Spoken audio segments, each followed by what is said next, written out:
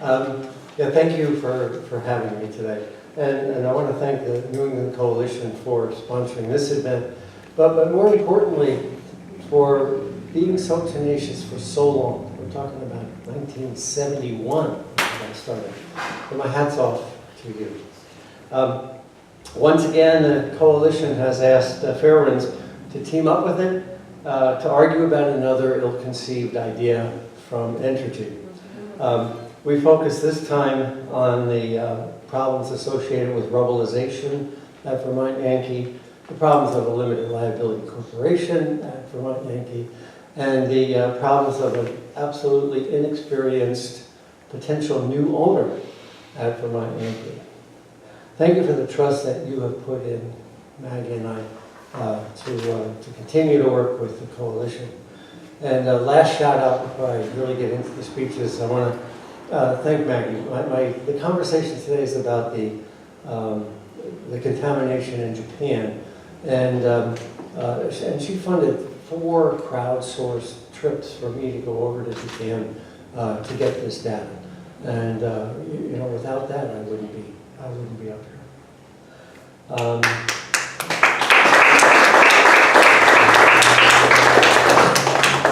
So I've been asked to update you about the contamination in Japan from Fukushima. But rather than focus on a country and a plant that's half a world away, I want to look at the similarities between that plant and Vermont Yankee and those towns and Brattleboro. There's amazing similarities between the two. I'm sure you know that the Fukushima reactors are identical to the reactor at Vermont Yankee. The same miserable containment at Fukushima is the containment at Vermont Yankee. It's susceptible to the same kinds of problems, something called the loop, loss of offsite power, and something called the Lewis, the loss of the ultimate heat sink. Those problems that torpedoed Fukushima are the same problems that Vermont Yankee is susceptible to. In addition to the similarities between the plants, I'm taken by the similarities in the towns and in the area. The contaminated zone in Fukushima is essentially from Springfield, Vermont to Springfield, Massachusetts, and maybe 20 miles on either side of the river. You imagine a strip about that long that's so contaminated, I wouldn't want to live there. And the town of Brattleboro is so similar to a town called Minami-Soma that I'll talk about a little bit later. So there's both the similarities, the people and the community and the power plant. In September of this year, I spent 2 weeks in Japan. It was my 4th trip there, and I went this time with Dr. Marco Kaltofen of Worcester Polytechnic. And we collected samples that are going to be analyzed by a dozen grad students at Worcester Polytechnic Institute. So I thought I'd use the brief time I have to talk about the 4 trips I've taken to Japan, and it totals about two months on the ground there.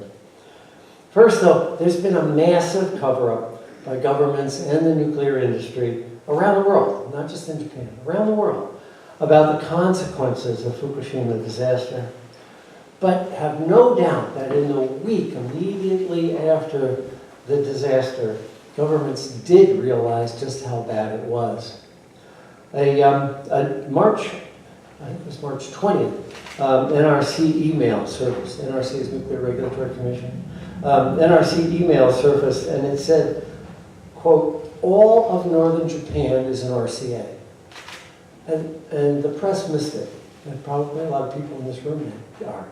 What's an RCA? An RCA is a radiologically contaminated area.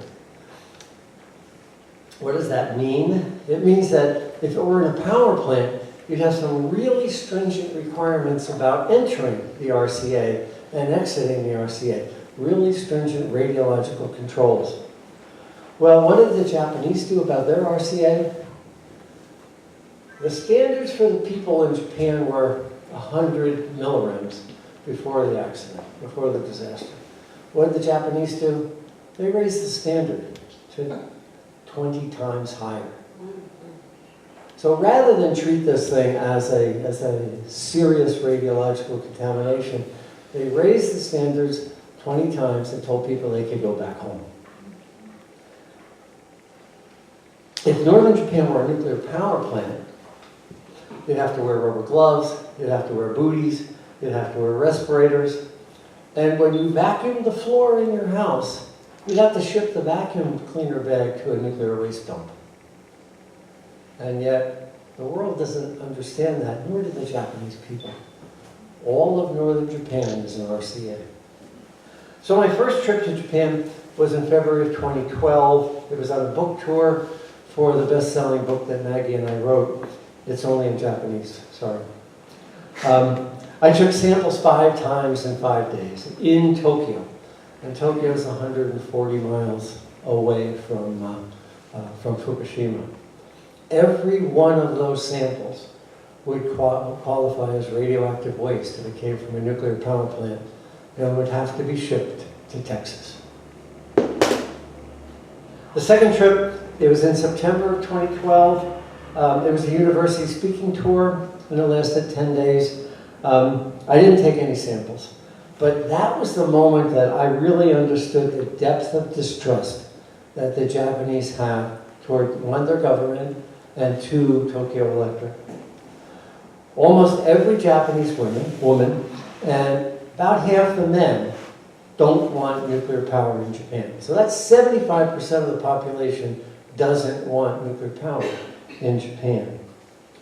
Yet, as I speak today, the Japanese government is starting up nuclear power plants.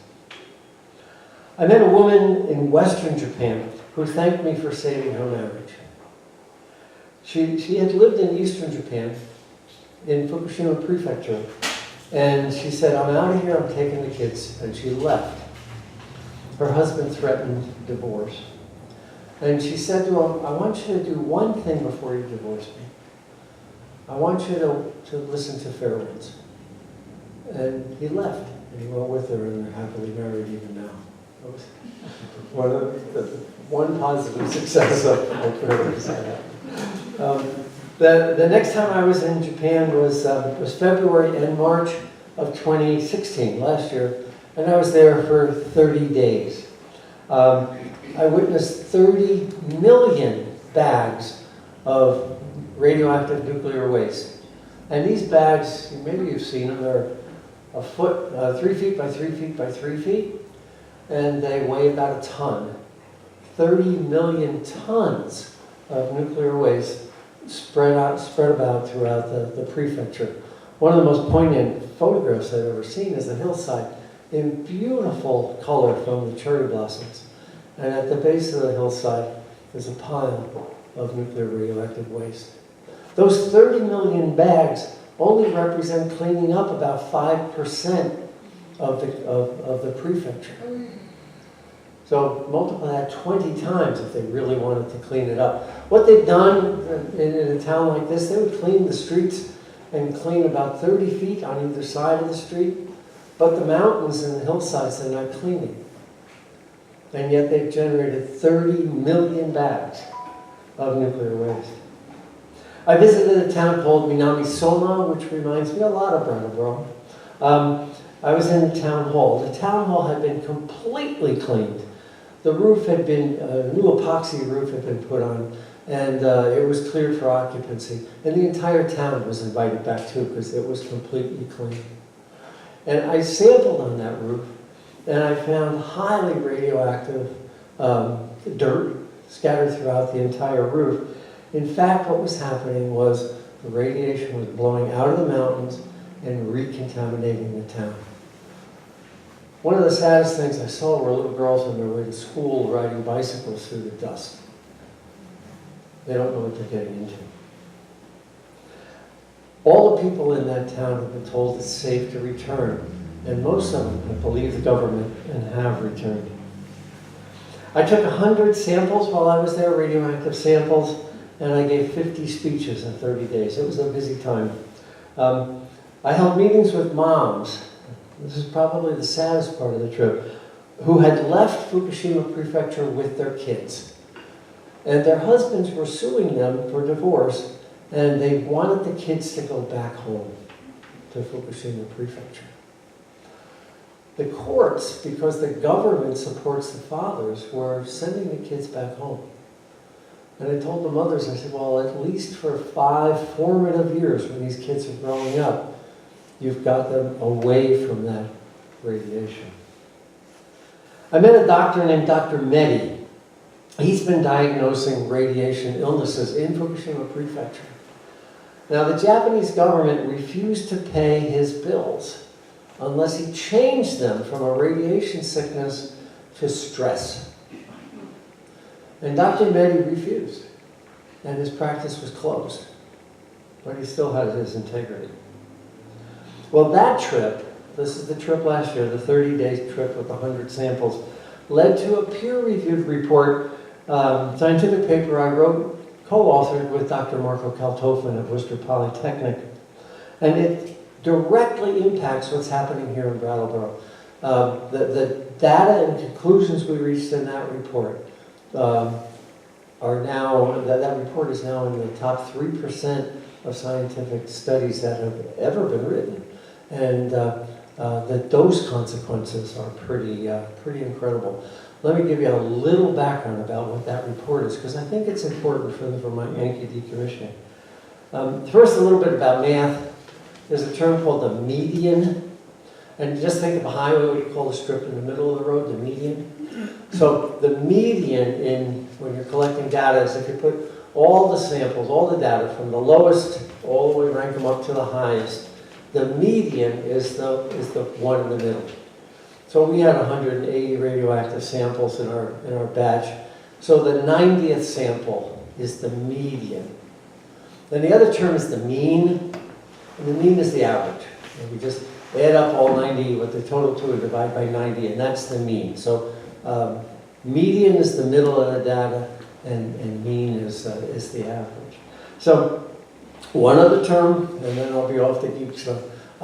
There's a term called becquerels per kilogram, and that's a measure of how much radiation is in a hunk of dirt or in a piece of your body or whatever. A becquerel is when one atom disintegrates and sends off ionizing radiation every second. So it's one disintegration that sends off a gamma ray or a beta ray or an alpha ray. One disintegration every second. That's a becquerel. And a becquerel per kilogram is, kilograms about 2 pounds. So if I had a 2-pound piece of something, it would be disintegrating at about 1 disintegration per second if we measured it at 1 becquerel per kilogram. Well, our report shows that in the US, the average hunk of dirt disintegrates at about 3 becquerels per kilogram.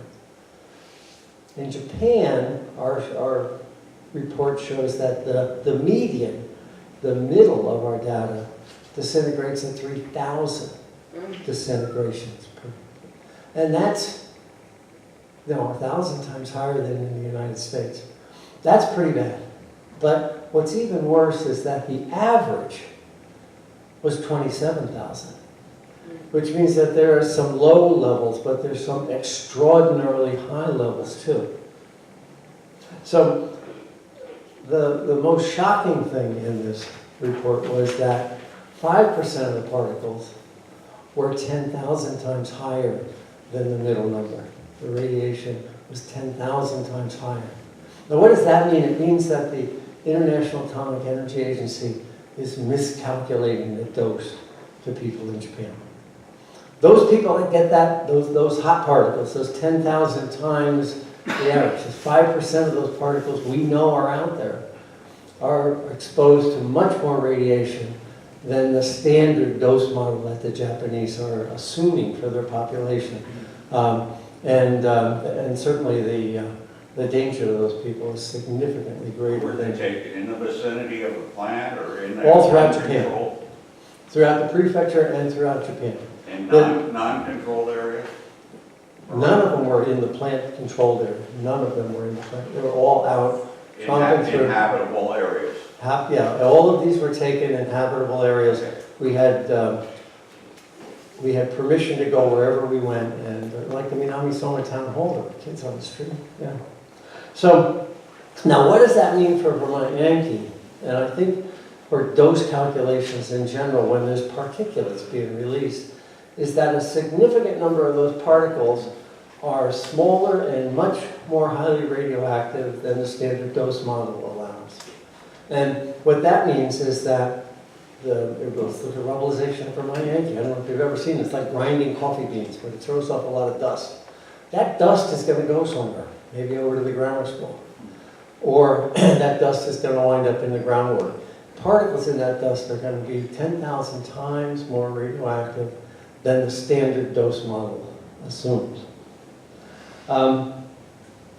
What it tells me is that the Vermont Yankee site will be unusable if rubblization is used for a couple of hundred years. So last month, that was the report from my trip a year ago.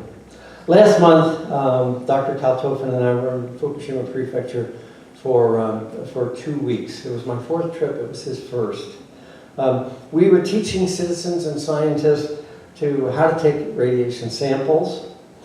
The citizen scientists collected about more than 130 samples weighing about 10 pounds. That dirt and dust was transferred to Worcester Polytechnic Institute for analysis. Until we've got the papers issued, I can't talk about the specific locations, nor can I discuss the magnitude of the radiation that we detected. We got to get the reports out from a scientific standpoint. You can't give the information out until you've issued a scientific report. But I can say this. We tested a schoolyard where kids are going to school right now. And the radiation in that schoolyard was 70 times higher than what it is in Vermont. It was just, it gives me goosebumps just thinking about it right now. It's so incredible. Again, we went back to the Minami Soma Town Hall, areas that I had cleaned a year ago, that they had cleaned 2 years before that, had become recontaminated yet again.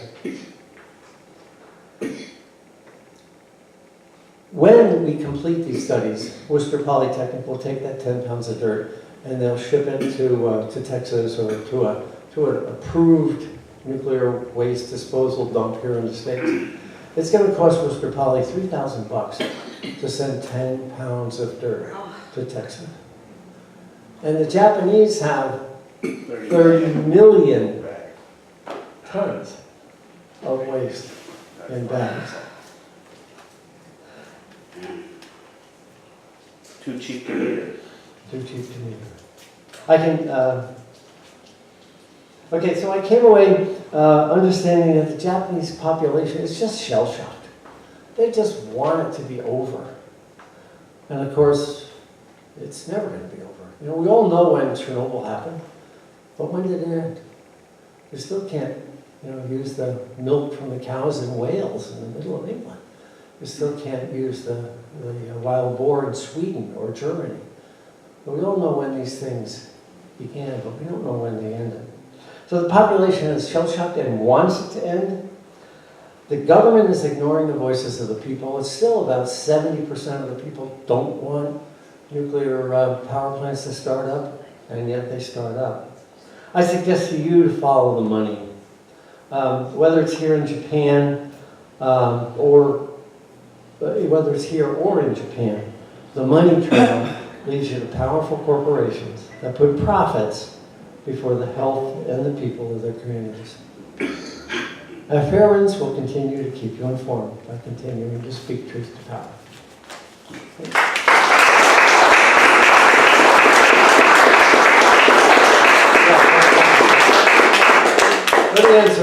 Let me just follow up. Paul asked where were the samples taken.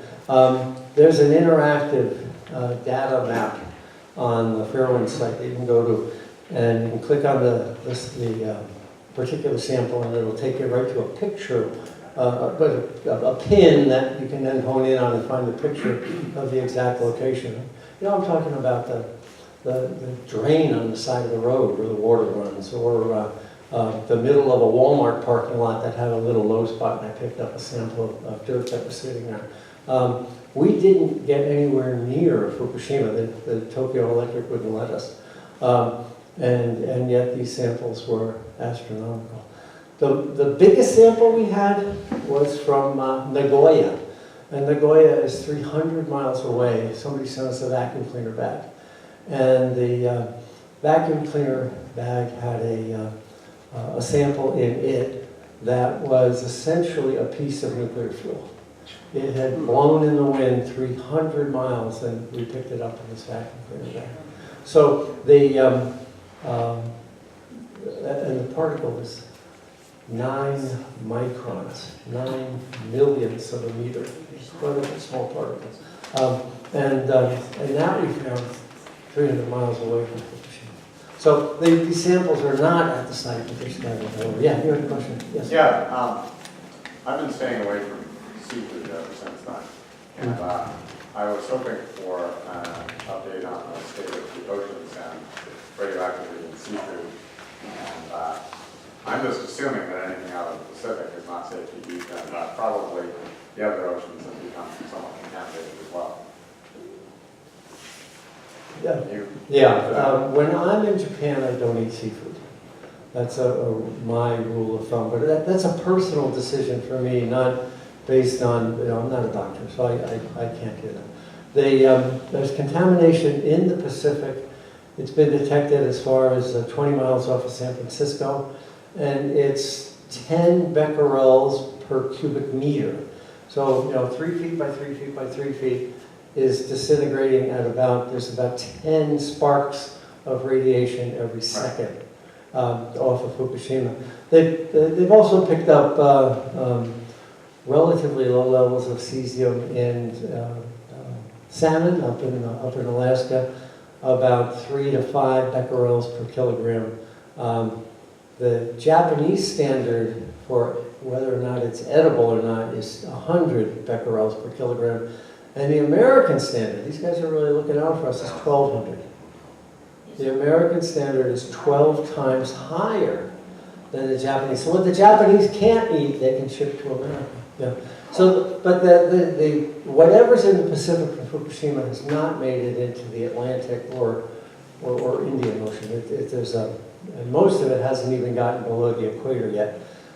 It moves across from Japan, across the Aleutian Islands, down Vancouver and ports and Seattle and down to San Francisco, and keeps heading south. And it hasn't gotten to the equator yet.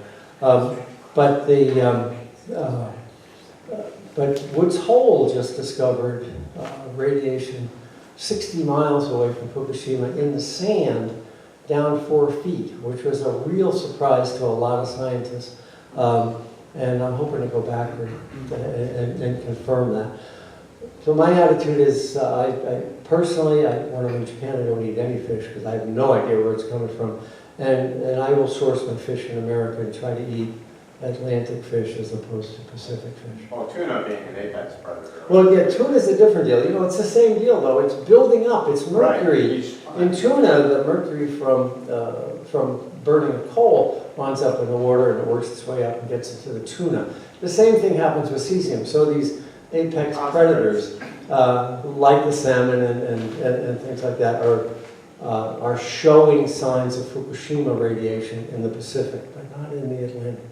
On the other hand, if you look at the reprocessing plants that the Brits have in Cumbria, that's contaminated the Irish Sea, and the reprocessing plant that the French have on the North Sea has contaminated the North Sea. So, Ray was talking about it. We're talking about you can run, but you can't hide. It's everywhere. Well, the debris was washing up on the... There's a couple more questions here. Let's keep moving. So we get a dialogue going here. Yes? I just am curious, when I saw the truthful Scott State speaking recently, Lissa was there, and he was asked about globalization, I think I asked. And there was no nobody's saying, how do they, it's like, how do you determine what is clean, what is contaminated and what's not? And, it's like they are proprietary about it, and then I went outside and some guy who either currently or formerly worked at the VY plant gave me some line about how they can basically do this sort of scraping or sandblasting process to get the outside contaminated part of the concrete off of the concrete that they're gonna rubbleize. It sounded like a lot of baloney. I'm just curious if, and who would be measuring it? Like, have you heard anything about how they're considering doing this and determining what is, quote, safe to rubbleize? Well, maybe Ray and I can talk in detail afterward, but what happens at a nuclear plant, if you get contamination down and the plant is still running, frequently they'll epoxy over it, just trap it down. But now you're at a point where you've got to ship it off-site, and so you've got to get at that contamination. There's what they plan to do it for Mount Yankee is something called scabble, which is like when they tear up a road, those things with teeth that chip up the top surface of the road, and then they would claim that what's left behind is not contaminated anymore. There's lots of problems with that, and one is that you're measuring that contamination in a contaminated building. So how do you know what that contamination is? It actually turns out that it's cheaper not to rubbleize. Because what happens is that I've got a crew of people waiting to tear that concrete out. I've got, machines and equipment waiting. Meanwhile, I'm taking a sample, it goes off to the lab, it gets approved, and days go by. So a lot of people are waiting a long time before they can tear it up. So our position is to just take it out in large blocks. Don't even try to grind it up and ship it to an approved dump. That's what's happening at Zion. The only other plant that's roughly similar to Vermont Yankee is Zion. And at Zion, they're shipping the material to Utah, and they're making the determination in Utah whether or not it can be used as construction material or whether it has to be dumped in the ground. There's a lot of problems about measuring radioactivity in a contaminated That's environment. kind of what I was thinking, but I'm not technical, Yeah, no, so. you're technical enough to understand it, yeah. Alyssa, did you? Yeah, Maggie, and then I'm done. I should yield the floor. Well, when you and Marco returned from Japan, one of the things you both told me is that the rubbleization process would cause a dust that can migrate anywhere. And that dust, those dust particles, as you said, at NAMI from Fukushima, that migrated 300 miles, or 150 miles, I guess. No, 300. Miles. So this dust could migrate all around this part of Vermont and into Massachusetts and New Hampshire and be washed into the Connecticut River, go into lakes, streams, into vegetable gardens. I mean, that's what's going to happen with rubbleization. Isn't that true? That's what I understood from Dr. Yeah, Coco. yeah. Well, let me expand on it. Everything you said is absolutely right. If you think of a cube of sugar and you drop it into water, and then you grind up a cube of sugar and you drop it into water, which one's going to dissolve first? It's going to be the ground up fines. So that's part of it. But the other part is, if I start with a big cube, and I've got a radioactive particle in the middle, well, that radiation is absorbed by the cube itself and doesn't ever get out. But when you rubbleize that, you have the same amount of radiation that's in that cube now has a lot greater surface area to escape from. And there's much less shielding. And that's really what Marco and I found, is that these particles are more susceptible to leave the material because their particle size is so phenomenally small. And when you rubbleize that dust, you'll create a situation where particles that normally would be trapped in that big block are just, free to go to the grammar school if they want. Yeah. All right, Okay, thank you. thank you.